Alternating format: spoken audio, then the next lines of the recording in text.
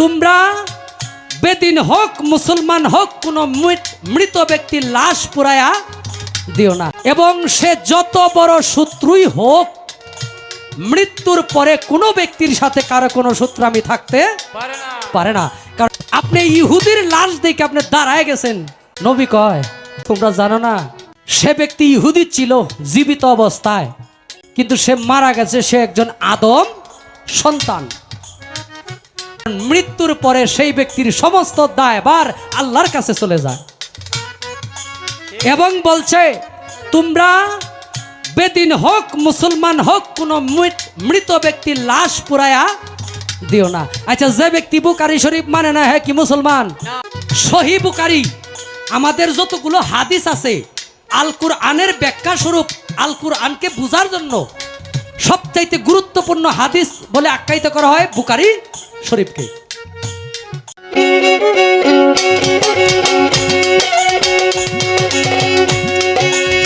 ও তোমার জন্ম মরণ হবে বারণা সাজাওয়া, আর হবে না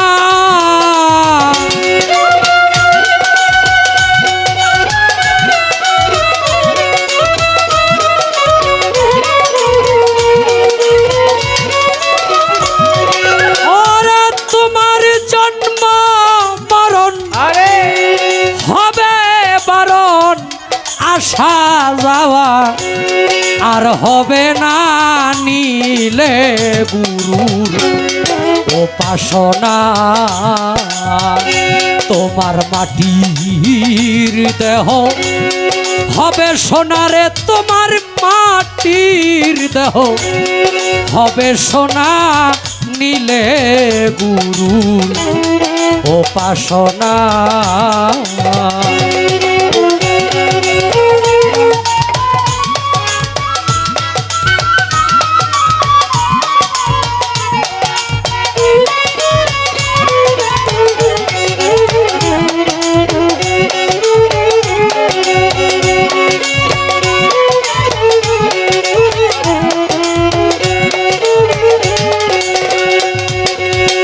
মনরে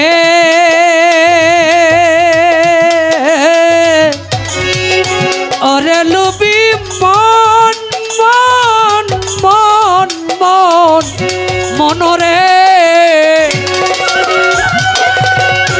দয়াল গুরু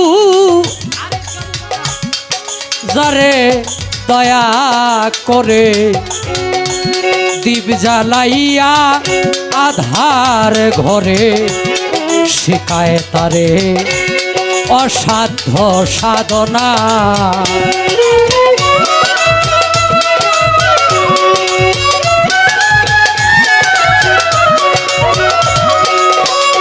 ওরে গুরু যারে দয়া গো করে দীপ জ্বালাইয়া আধার ঘরে শিখায় তারে অসাধ্য সাধনা।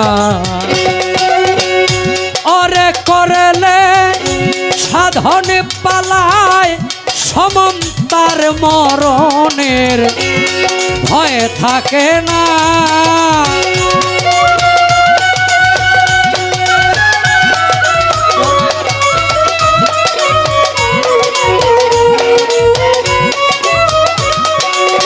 ওরে করলে সাধনে পালায় সমন্তার মরণের ভয় থাকে না, নীলে গুরু উপাসনা। তোমার মাটির দেহ হবে সোনারে, মাটির দেহ হবে সোনা, নীলে গুরু উপাসনা।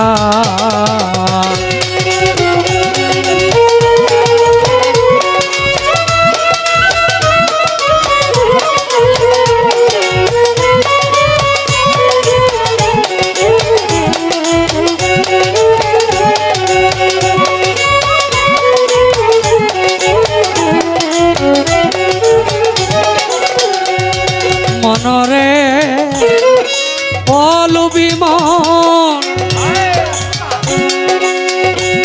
ওরে লুবি মন মন মন মনরে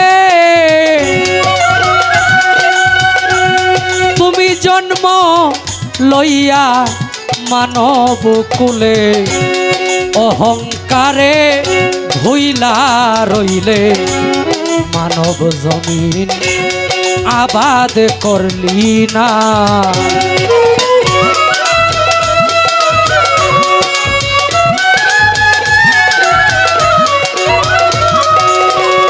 তুমি জন্ম লইয়া মানব কুলে অহংকারে ভুলে রইলে মানব জমিন আবাদ করলি না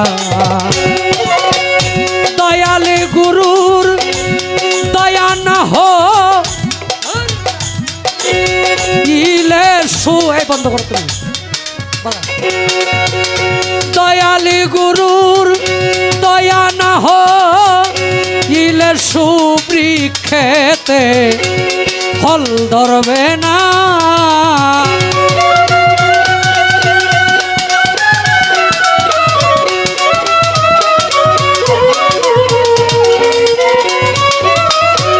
আরে গুরুর দয়া না হইলে সুবৃক্ষেতে ফল ধরবে না নিলে গুরু উপাসনা ওরে মাটির দেহ হবে সোনারে মাটির দেহ হবে সোনা নিলে গুরু উপাসনা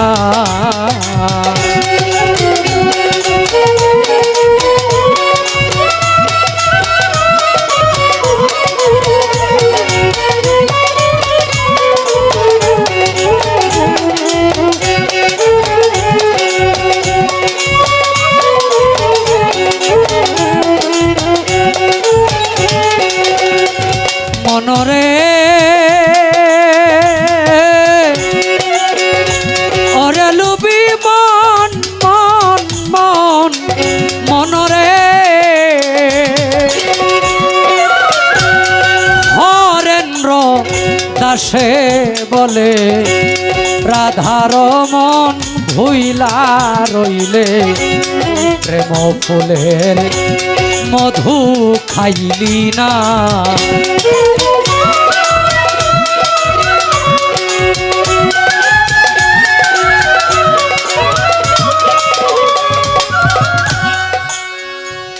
আমার বন্ধু আমাদের বিনোদন জগতের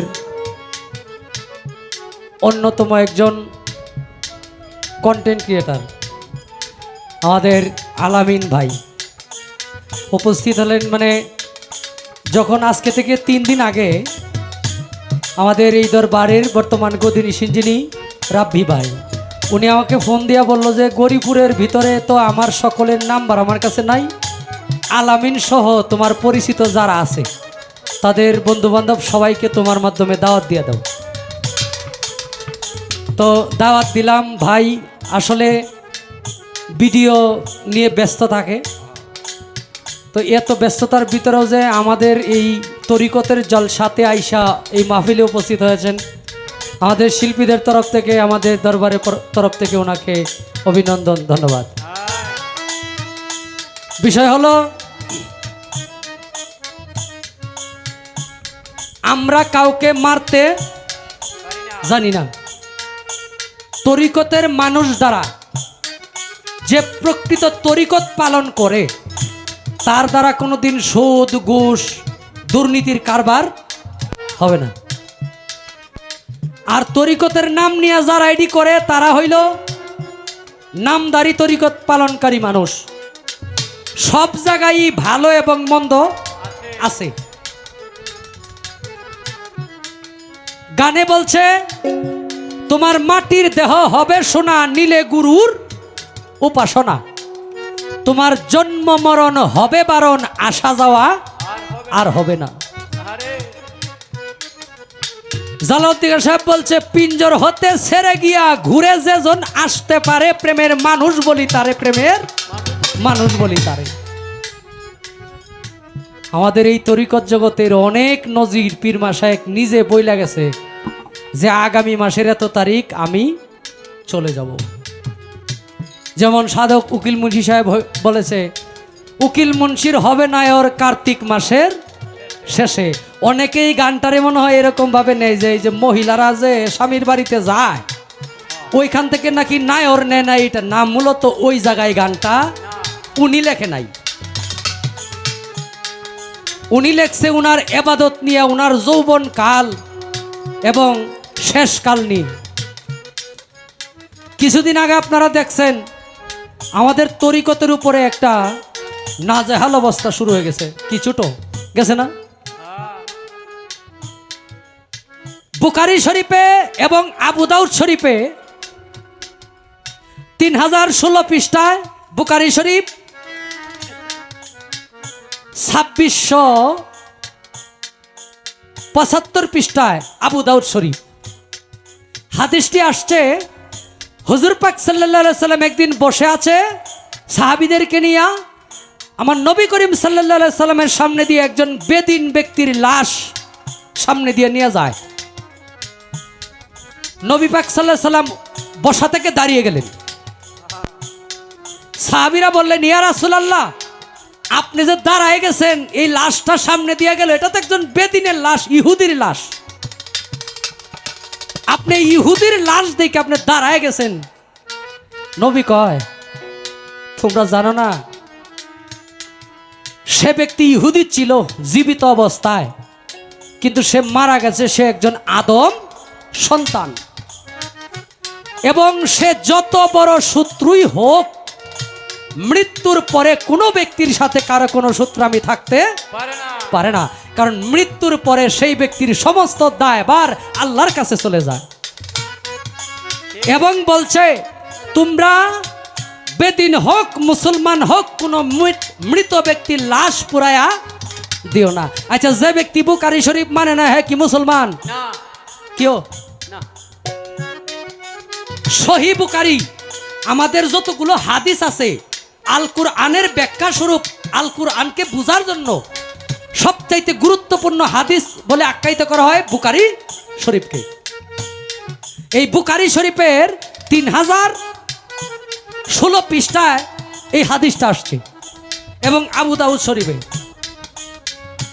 মৃত্যুর পরে আমরা কেমন পাষাণ হৃদয়ের মানুষ হইছি, মৃত্যুর পরে একজন ব্যক্তিকে আমরা মাটির কবর থেকে উঠায় তাকে পুড়ে, তাদের আকীদা কি? বর্তমান ইউটিউব ফেসবুকে দেখি যে এই ব্যক্তিরে যদি আবার না পুরাই দেই তাহলে নতুন করে একটা শিরিকের আকরা হবে। আপনাদের কাছে আমার প্রশ্ন, আপনারা কি এই আজিমপুর গুরুস্থানে একটু জায়গা কইরা ওনারে গাইরা রাখতে পারছিলেন না? ওই জায়গাতে তো আর মাজার করার সম্ভাবনা ছিল না, পোড়ায় দিতে হয় কেন? আবু জাহেল আমার নবীর এমন কোনো কষ্ট নাই যে কষ্ট দেয় নাই। সাহাবীরা কি পারতো না? আমার নবীর গায়ে আঘাত করছে আবু জাহেল, সেই আবু জাহেলের লাশ পুড়াইয়া দিত। কারণ আগুন দিয়া মানুষ পুরার দায়িত্ব একমাত্র আল্লাহর। ফেরাউন নিজেরে খোদা দাবি করছে, আল্লাহ এখনো নজির হিসাবে তাকে মুভি অবস্থায় রেখে দিছে। কই দুনিয়ার মধ্যে কি আপনার আমার চাইতে বড় ইমানদার আসিন না? তারা তারে ফুরতে পারল না, যে যে নিজেরে খোদা দাবি করছে, তোর মতো খোদারে আমরা পৃথিবীতে রাখবো না, ফুইরালামু।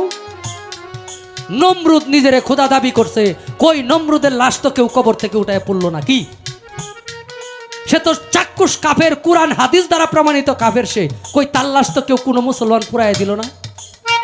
তাইলে একজন আল্লাহর ওলি আপনার কাছে কাফেরই ছিল, সে কেন তাকে পুরাই দিতে হবে? মৃত্যুর পরে তো হাদিস বলে কোনো মানুষের প্রতি কোনো মানুষের হিংসা নিন্দা দাবি থাকতে পারে না। তাই বলবো প্রত্যেকটা দরবারের মানুষ ঐক্যবদ্ধ থাকবেন। অন্তত মায়ের কাউরে না দিতে পারি, নিজেকে আত্মরক্ষা করার জন্য কিছু বিষয় জানা প্রয়োজন থাকে। ওই জায়গায় গেছে আপনার এখানে আসবে না, এটার কোনো গ্যারেন্টি নাই। আমরা কোনো রাজনীতি বুঝি না, আমরা রাজনীতি করি না।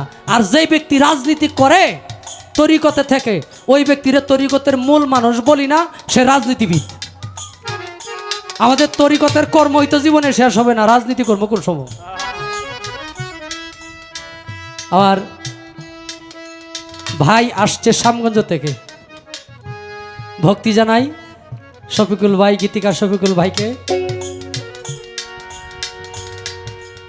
সাধন হইল এমন একটা বিষয়, প্রত্যেক, আমি সাধন নিয়ে কথা বলবো না, কিন্তু কিছু মেসেজ দিয়ে যাইতে চাই। সেটা হলো, যেই ব্যক্তি গুরু ধরছেন সেই ব্যক্তি একজন মুরিদান গুরুর কাছে যায়া নিজের আত্মরক্ষার জন্য, নিজের দেহ রক্ষার জন্য গুরু মন্ত্র নিয়ে আসবেন।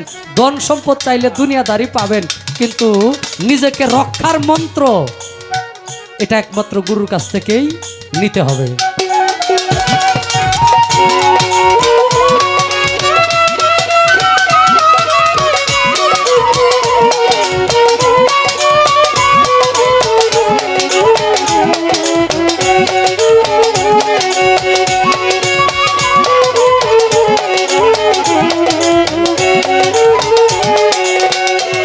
মনরে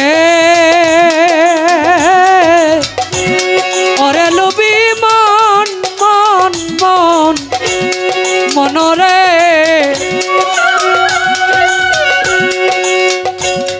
হরেন্দ্র দাসে বলে রাধার মন ভুইলা রইলে প্রেম ফুলের মধু খাইলি না। ওরে একদিন দুপানি করলে মধু কাম জ্বালা দে, হেরবে না।